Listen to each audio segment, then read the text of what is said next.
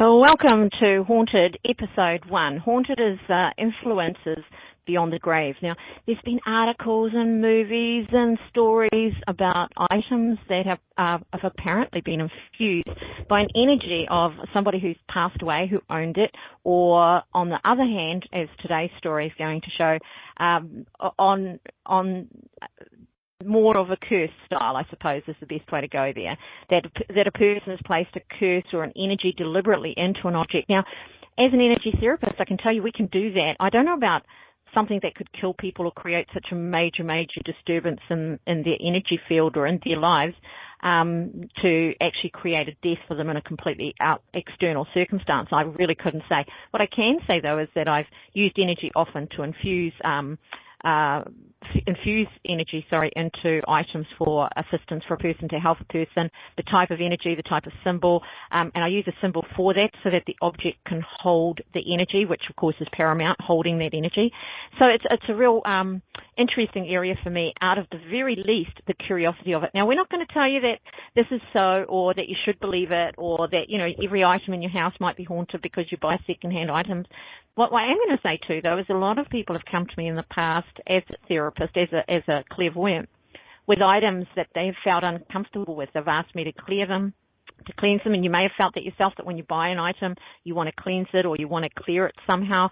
We do override energies prior to ours, but I've read items that have an energy that is very clear. Just as an example, I had a person give me a picture, an old painting it was, and it wasn't very big, and it had an old black frame. It was pretty old, and they asked me to hold on to it and tell them what I picked up. And of course, what I picked up on it was I kept seeing that there was a door to my right. There was a hallway, quite a wide hallway in front of me, and then there was a kitchen to my left, but the door that went from the hallway to the kitchen, I couldn't see. I just knew it was there as I was holding this painting. And then I would see 4 little boys come running past me, like in great shakes. So I know there was a front door perhaps to the other end. They'd come running in through that door, run down the hallway, and straight into the kitchen, where I know that they would be fed, and that's what they were going for. The person who got me to hold that did tell me that it did hang in the hallway of their grandmother's home, that there were 4 boys in his family, and that when they used to go and visit their grandmother, the first thing she would do is pull out the cakes and the bickies. And so, of course, I could just imagine that they'd all be racing each other to get there first so they could get the prize, you know, the best item of everything, I guess. So really, really interesting stuff when we start thinking about the memories that are held, if nothing else. So that does intimate to me that if there was some kind of untoward happening in that environment, that it's quite possible that the painting itself would have absorbed some of that energy, if nothing else. So that makes this a really fascinating thing. So we're talking about the conjure chest today in episode 1. The most fascinating thing about this is it's absolutely beautiful, absolutely gorgeous. It really does exist. There is a real story, and I'm going to try that for the next X amount of episodes that I'm doing of haunted, the influences from beyond the grave. I'm going to try and make sure that I've got only very well researched and interesting items, not just, you know, some fanciful thing that's out there in a modern world. Let's face it, that's what's on the net. So this item is in actual fact in a museum, and that's it for real, and a book was written about it by a family member. So the story has, like all of these stories, it's anecdotal. You'll need to take it, you know, as it's said or as it's put out there. But at the same time, we also need to focus or allow ourselves to be open to the fact that when people retell a story or relate a story, that it's possibly worth listening to what the commonalities are from one case to the next case. And this one particularly fascinated me, and I'll tell you why, because that's in my nature to tell you why. Because the way that people were affected by it was actually quite different. We went from a range of results that could be seen as misfortune to actual deaths, and so that in itself fascinates me. So let's talk about how it came to be to start with. In the 1840s, somewhere in there, I haven't got anything more accurate, Jacob Cooley ordered his African-American slave. When I say African-American, to be honest, I'm going to say African slave, because in the 1840s, there was probably very little that they could claim American. Hosea was his name, and he ordered him to build a chest for his firstborn child. Hosea set to work crafting this wooden chest for his master. Jacob was the quintessential slave owner. You know, he had a lot of properties. He had a big plantation in Kansas. But he took advantage of the fact that he had ultimate power. And this is where they talk about ultimate power corrupts, you know. He hasn't got to answer to anybody for his behaviors. And I think, you know, this is just a personal opinion moment, that a lot of slave owners, their whole mentality was that they were giving themselves rights that they could not have any other way, which is it's a real shame. And for those that wanted to take those rights, not because it was a birthright or not because it was expected, but because they wanted to, are obviously going to be those people that become very cruel. That could be in their nature, but they can only exercise it in this one place. By being able to exercise it there, they didn't need to practice it on their family, perhaps. But cruelty is cruelty, right? And people that are cruel have no compassion or caring for the other side of that, whether it's an animal or a person. He definitely was above the law, because that's the way the law stood at the time, that he could really do what he wanted to his slaves, and he actually has a name for doing so. Well, no one knows why Jacob decided that the chest was not as skillfully created, or it wasn't what he wanted. And as I said, it's a very beautiful thing here, so I don't really know what went on there. It was just an absolutely gorgeous thing, but he beat it. He beat Hosea. He just beat him. I mean, I wonder sometimes if that isn't jealousy, right? Like, this guy has this amazing skill, Hosea, of creating this beautiful cabinet. And you know, this guy might have money, he might have everything else, but he doesn't have these skills. And so when you are treating somebody like a slave, but then have to acknowledge that his skills are just as good as a European furniture maker or an English furniture maker, you've got some dealing to do with your own ideology, if you like, or your own chosen belief in what that other person represents to you, whether they are an animal, in fact, which was the rights that they had. So it's quite a terrible thing. So while nobody really knows why, once he beat Hosea, he left him with injuries so severe that eventually he died of his wounds. Now, in this act, this creates a strong dying connection, because the chest was the last thing he created, but it was also the thing that brought about his death. So you've got this energetic connection to it regardless of what else, but you've also got, if you can imagine, in this period of time where you have a slave population that is freshly imported for the most part from a variety of different areas and places. You know, you've got them coming in from Haiti, you've got them coming in from Africa, you've got them coming in from some of the islands and the Moors. And so when you've got these guys coming in, they're bringing with them their own base beliefs, their own understanding. And so hoodoo became, or what we call voodoo, became kind of a common little thing within themselves to create and ward off things. It was a very basic religion that included, you know, the choice to push somebody away or pull them closer, which is an interesting idea. It included the word curse for a start. So, you know, if you've got this energy around as well, I suppose too, it allows you to, as a white family in charge of a lot of these people, it allows you to explore fear that they may rise up against you. You know, it would be a very genuine fear to a certain extent, and of course, the worse you treat them, the greater the likelihood of that coming about.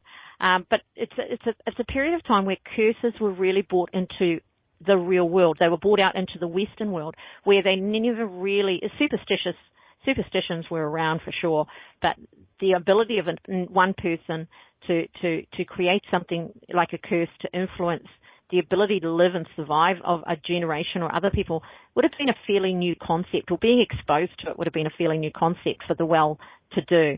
The oppression of slaves was, as it always is, a response to the fear, and that fear of the privilege had of their own vulnerability, and the lack of understanding of the people that they were in charge of, that they took charge of. They didn't understand them, they didn't understand their ways, and of course that in itself breeds even more fear. There's this powerful energy that you end up with this particular piece of furniture of hate and death. And as the generations went by, as the years went by, this became an accumulative energy. It grew and it grew and it grew with every death, with everything that went wrong. Like the Hope Diamond, everything that went wrong around it gets, it increases its energy flow. And I can't always, I must always wonder how much of that is influencing the situation. But today, this cabinet resides in the Kentucky Historic Museum at Frankfort. If you ever want to go and have a look at it and have a touch of it, or have, I don't know if you're allowed to touch, but get close to it and see what you can feel around it. And in fact, take the opportunity now. You know, if you're here watching it, if you're not, if you're on iHeart or if you're on Spreaker, if you're listening on YouTube, go look it up on the internet. You'll find, I would go to, there's a lot of bogus photos of this thing. So I would go to the Kentucky Historical Museum to have a look at it properly, because that's the photos everybody else is having a look at.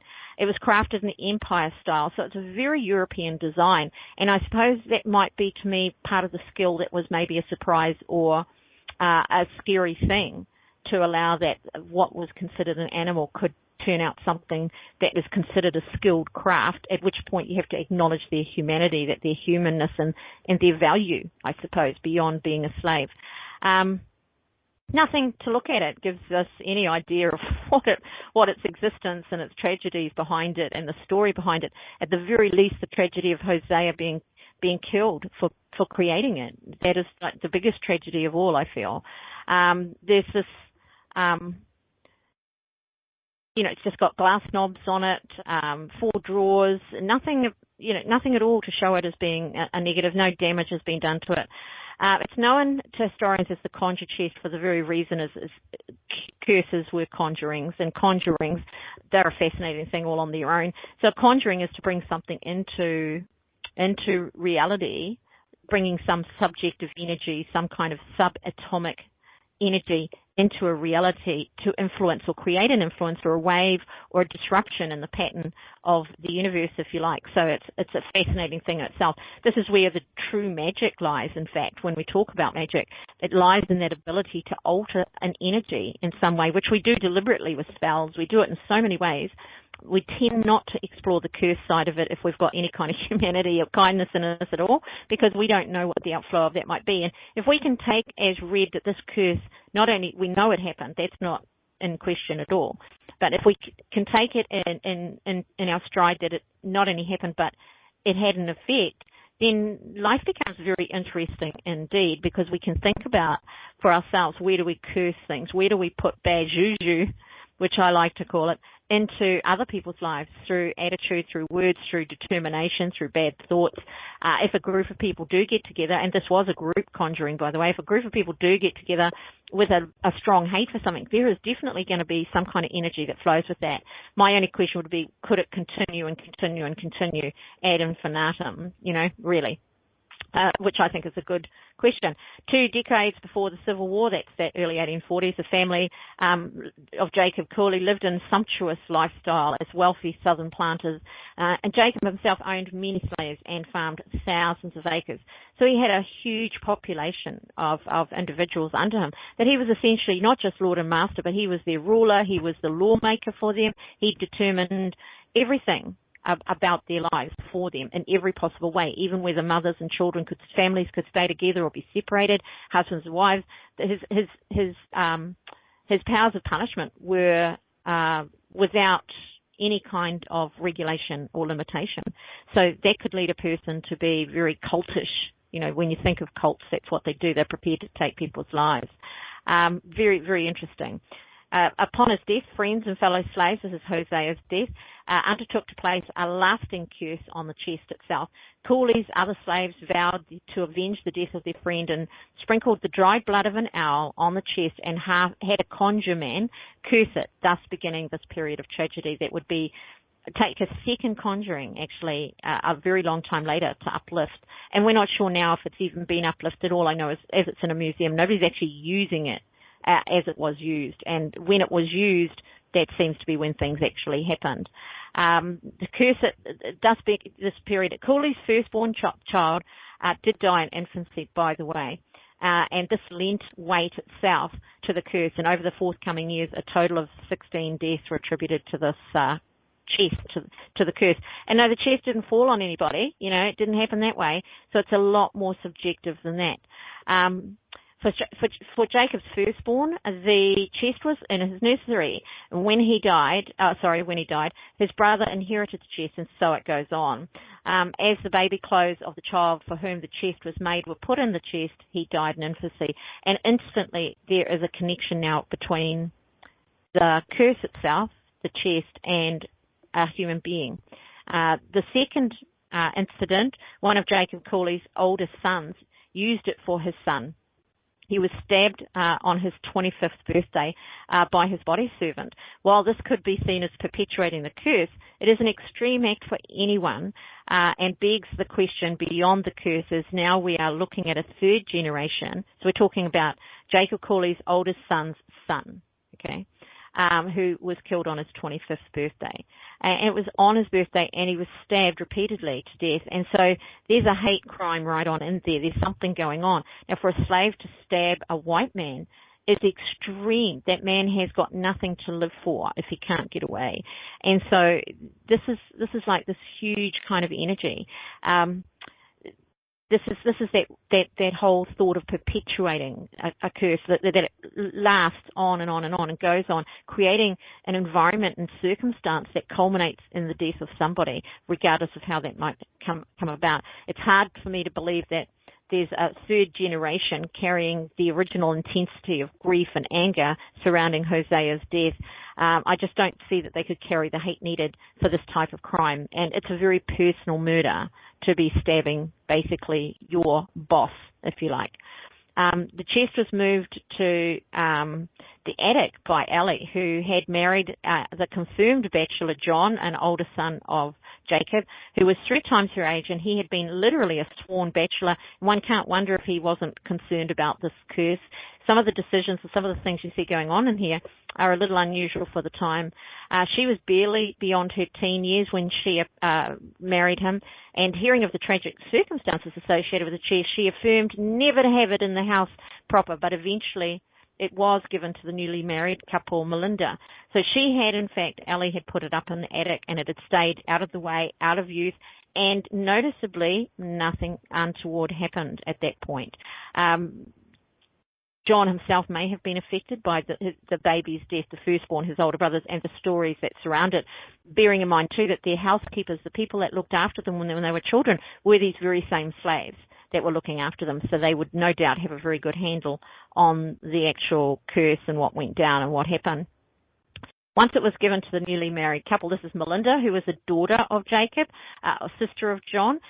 She married Sean. These two had eloped, which left them out of pocket, and it left them without anywhere to live. And so John actually gave them work on one of his, he was doing very, very well on one of his farms, and Ellie gave them some furniture to help them along, and one of the pieces that she gave her was the chest, in fact. In an attempt to help them out. Within days of sending it, Sean, the husband, deserted his wife and headed for New Orleans, nice and glitzy and all those things.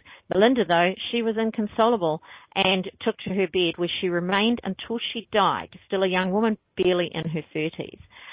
Shortly after his wife's death, Sean was struck in the head by a steamboat's gangplank, of all things. So really bizarre deaths, very out of the ordinary type of things I would have suggested anyway, I would have thought. And he died. So we've now got these two had died. The Concha chest had claimed its 3rd and 4th victims. The couple left many orphan children. She'd had quite a bevy of kids with him.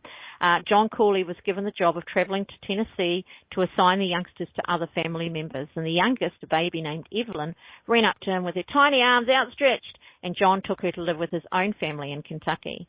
Little Evelyn grew into a beautiful, intelligent young woman. And when she turned 16, Evelyn passed an examination that provided her with a teaching certificate, and she took over a one-room schoolhouse. And so she's living a pretty good life by now. She met and married a Scotsman, Malcolm Johnson, barely 2 months after she began teaching.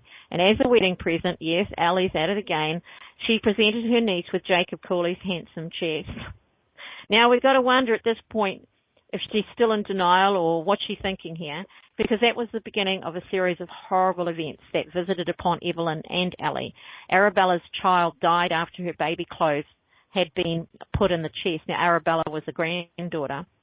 Evelyn's daughter-in-law Esther, married to her oldest son, put her wedding attire in the chest, and she died. At this point, one can't help but wonder if this is not the perfect murder tool, to be honest, to eradicate oneself of unwanted family members, or whether Ellie and Evelyn were just trying to disprove the curse and failing miserably to do that. Evelyn's servant, Aunt Sarah, hid gloves and a scarf she knitted. Aunt Sarah was a servant, by the way, hid gloves and a scarf she knitted for a Christmas gift for her son in the chest. And he, not her, he fell through a train trestle 2 days before Christmas and was killed. This did prove something. It was not a family curse on the Coolies, but one associated specifically with the chest itself and anyone who used it. The Aunt Sarah knitted the outfit but placed it in the chest, but it was for the son. So it's who owned the items, who they were intended for, who had worn them, or who was going to wear them. At this point, he didn't even know of their existence. So that's quite a fascinating area in itself. Primarily, the victims stored items in the chest itself, which led apparently to untimely and unusual death. And I just say apparently because with some of them where there's illness, you're not sure if that was part of the times, but it can't be ignored. The list is growing, right? Evelyn's daughter Ruthie put her childhood clothes in the chest, and she was injured and died a cripple after a bizarre accident. Evelyn's husband Malcolm, he was a success, a small man, always courteous to those around him. He parlayed a shrewd Scottish sense of thrift into a burgeoning business empire that at its height consisted of mills, houses, a coal yard, wharf and dry goods store. Malcolm was an extraordinarily wealthy man when he died. Despite her material comfort, his wife was haunted by the memories of those around her who were struck down or stricken in some other way by hardship, which he could not help but feel at least partly responsible. If you keep giving this chest to people and people keep dying around it and its history, at some point you're going to start feeling that you are part of the problem, that you've caused issues here. She took her own life. Evelyn, 11 times the conjured chest had worked its curse, taking a significant toll on her family. As the 20th century unfolded, the chest was inherited by Virginia Carey Hudson from her grandmother, Evelyn Johnson. So Evelyn's her grandmother. Evelyn, which was Melinda's daughter, right? Evelyn was distressed by losses, and so she just eventually gave up the ghost quite literally and committed suicide. The chest was brought to the house of Virginia Carey Hudson, the chronicler of the chest history family. And so if you want to look this up, you can go and find it. She went on to write the book Flapdoodle, Trust and Obey by Virginia Carey Hudson. Now we're talking a great-granddaughter of Jacob, and she has inherited this chest. The clothes of Virginia's daughter were put in the chest, and she was stricken with infantile paralysis. The wedding clothes of another of Virginia's daughters were put in the chest, and her husband died, not Virginia's, but the one of the daughters. So there's an interesting change here. Now we're looking at, was it his and her wedding clothes? Was it just hers or was it his? Virginia's son Stanley put his hunting clothes into the chest, and he was shot in a hunting accident. Virginia's son Robbie put his clothes in the chest, and he was stabbed through his hand at school. This is like a phenomenal series of events. No matter which way you look at it, they're either the most unlucky family on earth, or in America at least, or there is some credence to the fact that there is something going on with this chest. There is some credence to the idea that this chest is carrying this energy, and this energy is just growing and growing and growing.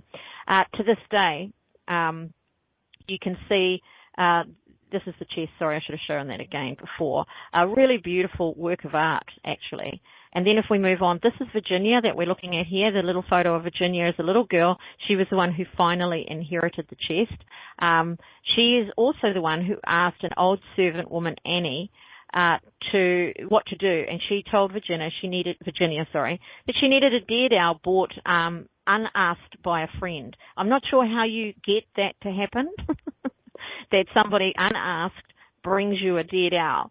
So it's a kind of a curiosity right there. And then she had to take the leaves of a willow tree planted by a friend and boil them for 1 day in sight of the owl.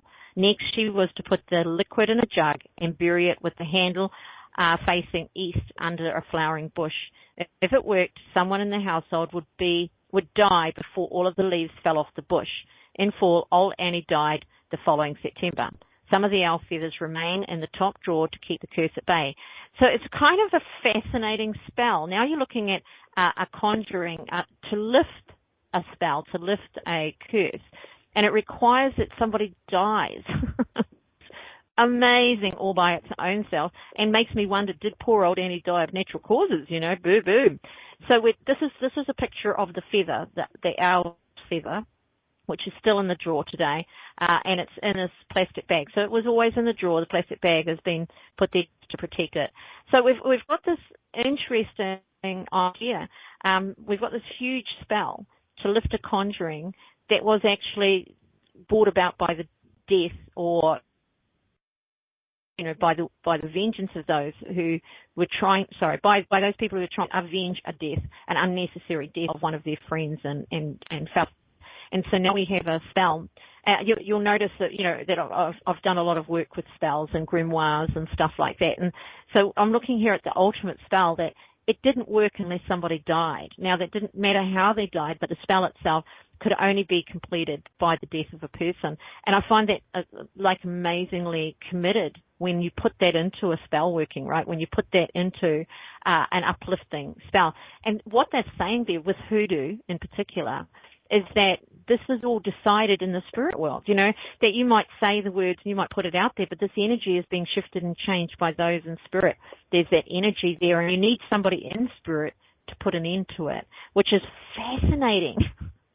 So I hope you've enjoyed our story of the conjure test, and of course the little tickling and tinkling we have done on the spell idea. Next week I'm going to be talking I'm going to change my show times probably to like 5 or 6 p.m. because these early afternoons are really difficult for me. I have a job to do that earn money, so these are really difficult because I have to turn things off and not work things and tell people to no, basically, which is challenging.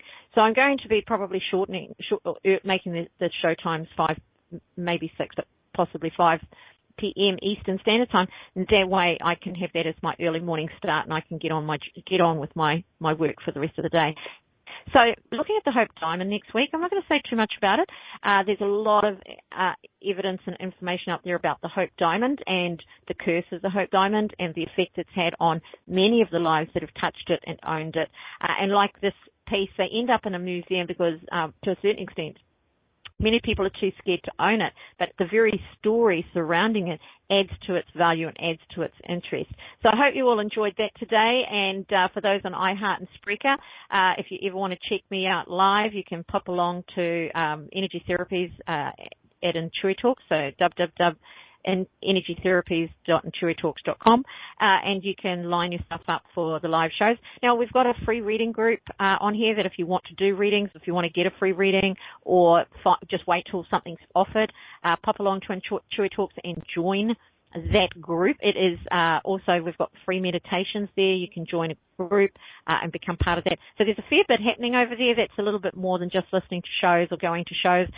We'll keep our eyes open for my classes where I teach about tarot. Now, I'm just in the process, just to keep you up to speed what I'm doing, I'm just in the process of reformatting my spell book and singulating it. That means taking it to my own work and nobody else's.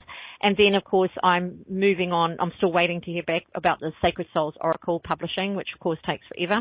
And I'm going to be putting out a Lenormand book, and I may do some cards, some Lenormand cards as well. I love the reading style of Lenormand, and so we're going to get back into the reading style of things. But right at present, at 5 p.m. EST for 8 shows, 7 to go, I'm doing a reading show on Ghost Talk Radio, so you can pop along there, www.ghosttalkradio.com, and have a look at what's going there. They're live readings only, and next week we're going to pull out the Sacred Soul Oracle and do a little bit of work with that. And it's just an 8-series show, and I was testing the time slot. But please do join in, check out where I am and what's going on. If you have any interest, or if there's a type of show you'd like to know about, or if there's something you have an interest in and you would like to ask about and see if we can do a show on that subject matter, feel free to do that. But in the meantime, thank you very much for showing up. Remember this week, don't be a part of your own problem. Ciao for now.